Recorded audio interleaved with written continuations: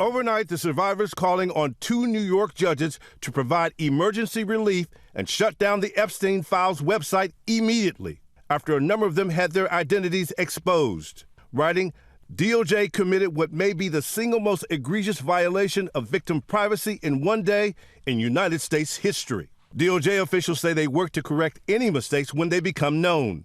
Every time we hear from a victim or their lawyer that they believe that their name was not properly redacted, we immediately rectify that. But the emergency request includes this quote from a person whose name has never been divulged before, saying, "I've never come forward. I'm now being harassed by the media and others.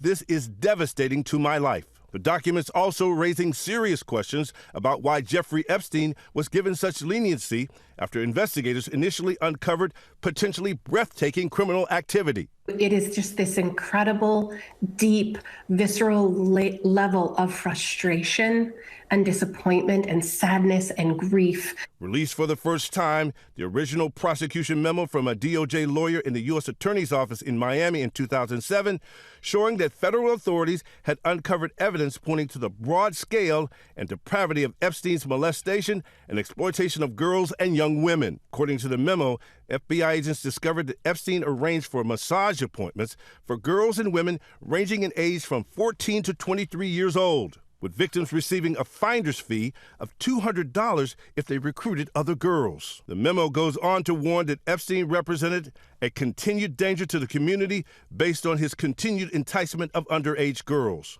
Federal prosecutors initially wanted to charge Epstein with at least 60 felony counts, but in the end, Epstein was offered a deal where he served only 13 months of an 18-month prison sentence on Florida state charges, even allowed to work in his office during weekdays. President Trump's name comes up thousands of times in the Epstein files, mostly in news articles, but also in emails written by Epstein himself. The newly released files also include records of unverified tips to investigators, including some uncorroborated information pertaining to Trump and other high-profile individuals. The two men had a falling out, and the president says he cut off contact with Epstein decades ago. DOJ officials have said the allegations regarding President Trump are false and do not come from credible sources. The new documents are also placing even more scrutiny on men who we've known spent time with Epstein. Among the thousands of new photos released, these never-before-seen images of former Prince Andrew, who was stripped of his royal titles last year over his relationship with Epstein. Now seen here, crouched over a young woman, her face redacted, the date and context of the interaction unclear. Representatives for Andrew have not responded to a request for comment, but now the UK Prime Minister Keir Starmer is calling for Andrew to testify before Congress. Epstein was freed in 2009, and the newly released documents show he continued to communicate with some of the most powerful men in the world.